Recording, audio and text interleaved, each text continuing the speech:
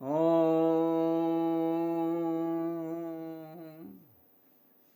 देवी पूज पद कमल तुम्हारे, सुर नर मुनि सब होहि सुखारे। देवी पूज पद कमल तुम्हारे, सुर नर मुनि सब होहि सुखारे।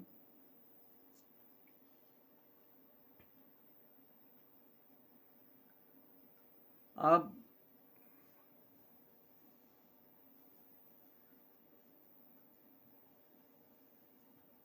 धर्मकांड, गरुड़ पुराण के धर्मकांड का 21वां अध्याय में आप प्रवेश करिए। प्रेत बाधा जन्य दिखने वाले स्वप्न के बारे में बता रहे हैं। गरुड़ जी ने पूछा श्री हरि विष्णु जी से, वो इस बात का वर्णन कर रहे हैं।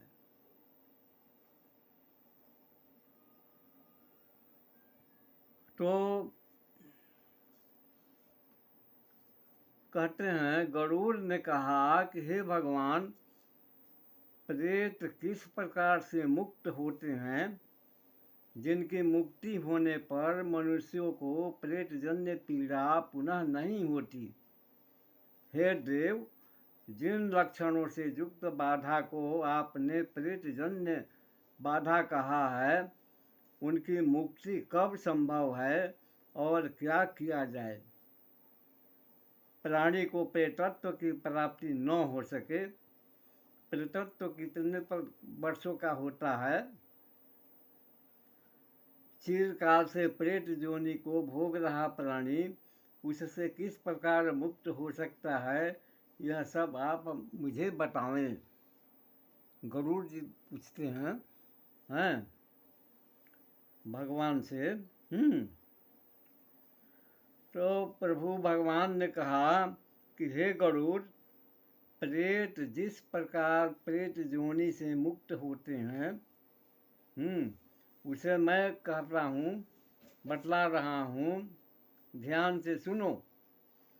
जब मनुष्य यह जान ले कि प्रेत मुझको कष्ट दे रहा है, तो ज्योतिर्विदों यानी विद्वानों से इस विषय में निवेदन करे और प्रेतग्रस्त प्राणी को बड़े ही अद्भुत निवेदन करना चाहिए, क्योंकि प्रेतग्रस्त प्राणी को बड़े ही अद्भुत स्वप्न दिखाई देते हैं।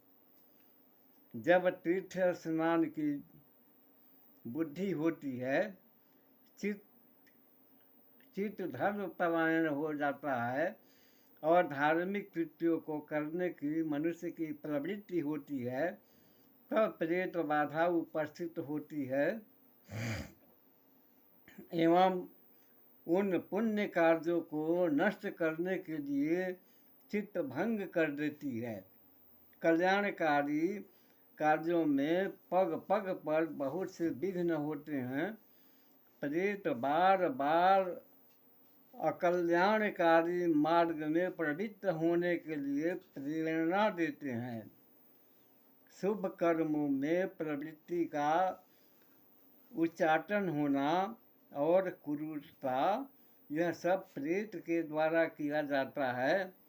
जब व्यक्ति समस्त विघ्नों को विधिवत दूर करके मुक्ति प्राप्त करने के लिए हर प्रकार का उपाय करता है, तो उसका यह कर्म हितकारी होता है और उसके प्रभाव से शाश्वत प्रेम निवृत्ति हो जाती है।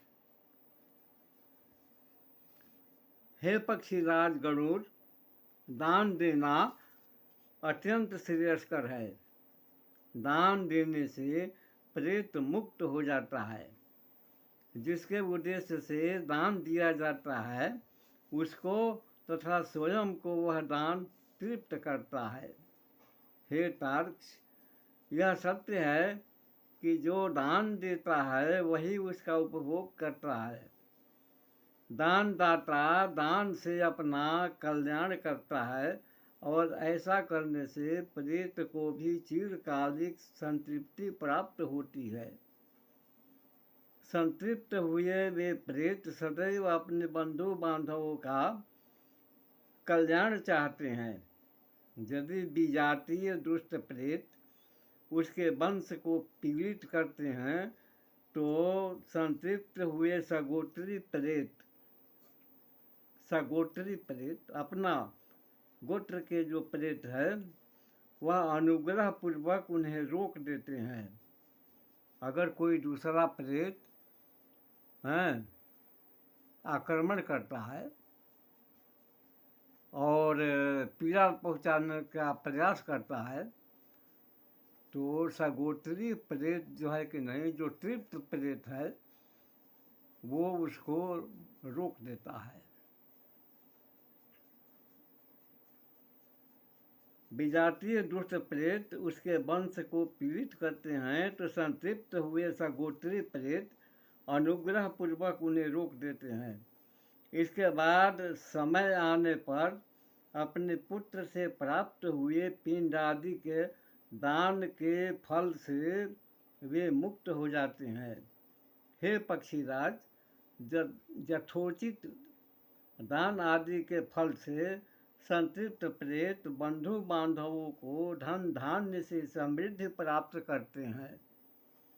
जो व्यक्ति स्वप्न में प्रेत दर्शन, भाषण, चेष्टा और पीड़ा आदि को देखकर भी श्राद्ध आदि द्वारा उनकी मुक्ति का उपाय नहीं करता, वह प्रेतों के द्वारा दिए गए श्राप से संलिप्त हो जाता है। ऐसा व्यक्ति जन्म जन्मांतर तक निसंतान, पशुहीन, दरिद्र, रोगी, जीविका के साधन से रहित और निम्न कुल में उत्पन्न होता है। ऐसा वे प्रेत कहते हैं और पुनः जमलोक जाकर पाप कर्मों का भोग द्वारा नाश हो जाने पर अनंतर अपने समय से प्रेतत्व की मुक्ति हो जाती है। गरुड़ ने कहा कि हे देवेश्वर, यदि किसी प्रेत का नाम और गोत्र ज्ञात न हो सके तो उसके विषय में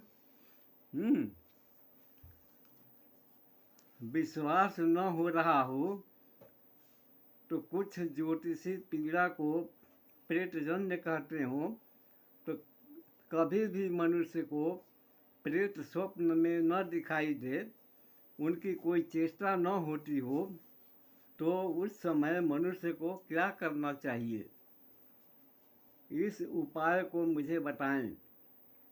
श्री भगवान ने कहा कि खगराज, पृथ्वी के देवता ब्राह्मण जो कुछ भी कहते हैं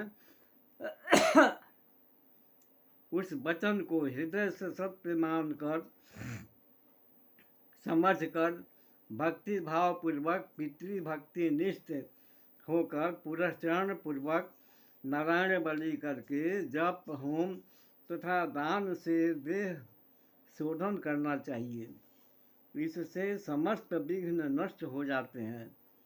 यदि वह प्राणी भूत, प्रेत, पिशाच तथा अन्य किसी से पीड़ित होता है तो उसको अपने पितरों के लिए नारायण बलि करनी चाहिए। ऐसा कर वह सभी प्रकार के पीड़ाओं से मुक्त हो जाता है। यह मेरा सत्य वचन है। अतः सभी प्रयत्नों से पितृभक्ति परायण होना चाहिए। 9वें तथा 10वें वर्ष से अपने पितरों के निमित्त प्राणी को 10,000 गायत्री मंत्रों का जप करके दशांश होम करना चाहिए। नारायण बलि करके वृक्षोत्सर्ग आदि क्रियाएं करनी चाहिए। ऐसा करने से मनुष्य सभी प्रकार के उपद्रवों से रहित हो जाता है और समस्त सुखों का उपभोग करता है तथा उत्तम लोक को प्राप्त करता है और उसे जाति प्राधान्य प्राप्त होता है। इस संसार में माता पिता के समान श्रेष्ठ अन्य कोई देवता नहीं है अतः सदैव हर प्रकार से अपने माता पिता की पूजा करनी चाहिए। हितकर बातों का उपदेष्टा होने से पिता प्रत्यक्ष देवता हैं। संसार में जो अन्य देवता हैं वो शरीरधारी नहीं हैं। प्राणियों का शरीर भी स्वर्ग एवं मोक्ष का एकमात्र साधन है। ऐसा शरीर जिसके द्वारा प्राप्त हुआ है उससे बढ़कर पूज्य कौन है। हे पक्षीराज, ऐसा विचार करके मनुष्य को जो दान देता है उसका उपभोग वह स्वयं करता है, ऐसा वेद विद्वानों का कथन है। पुन्नाम का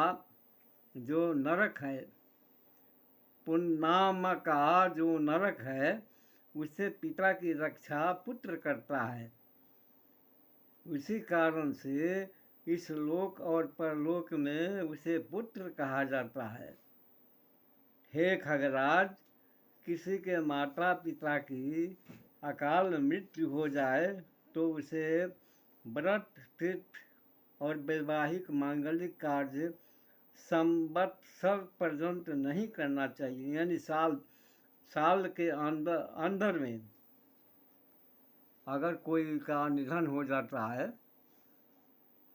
तो साल के अंदर में कोई किसी भी प्रकार का मांगलिक काम नहीं करना चाहिए। जो मनुष्य प्रेत लक्षण बताने वाले इस स्वप्नाध्याय का अध्ययन अथवा श्रवण करते हैं वह प्रेत का एक चिन्ह नहीं देखता है। तो ये गरुड़ जी बताते हैं, भगवान विष्णु बताते हैं। गरुड़ जी पूछते हैं और भगवान विष्णु उसका समाधान कर रहे हैं। ये गरुड़ पुराण का विषय है। गरुड़ पुराण पढ़ना चाहिए, बहुत अच्छा विषय होता है इसमें, और हर प्रकार का विषय है गरुड़ पुराण में। इसे आप अध्ययन जरूर करेंगे। इससे ज्ञान तो प्राप्त होता ही है और साथ साथ संस्कार की भी प्राप्ति होती है। तो कहने का तात्पर्य है कि गरुड़ पुराण में लिखे आचरण के मुताबिक जरूर प्रेत का उद्धार करना और कुल का बचाना, पितरों का तृप्त करना बहुत अनिवार्य होता है। तो आप समझ गए होंगे और इस विषय पर ध्यान भी देंगे, क्योंकि आप अपने पितरों के बारे में समझेंगे, बूझेंगे। नहीं समझ में आ रहा है तो विद्वानों से संपर्क करके इस विषय पर ध्यान जरूर देंगे और उसके आचरण के मुताबिक आप कार्य भी करेंगे। क्योंकि सबसे बड़ा विषय ये होता है इसमें कि किसी भी तरह का प्रेत दोष लगता है तो दान बहुत बड़ी चीज़ है, दान जरूर करना चाहिए। दान से उसकी मुक्ति प्राप्त होती है और दान से हर प्रकार के दोष भी दूर होता है। और दाता जो दान कर रहा है वो तो जिसके निमित्त दान कर रहा है उसको तो प्राप्त होता ही है, लेकिन दान देने वाले को भी प्राप्त होता है वह दान। ऐसा गरुड़ जी माने विष्णु भगवान कहते हैं गरुड़ जी से। तो दान बहुत बड़ा चीज़ है, आप दान करेंगे और इस विषय पर समझेंगे तो ध्यान देंगे। इसी विषय के साथ अब अगला वीडियो में आप हमसे मिलेंगे। जय माई जगदम्बा।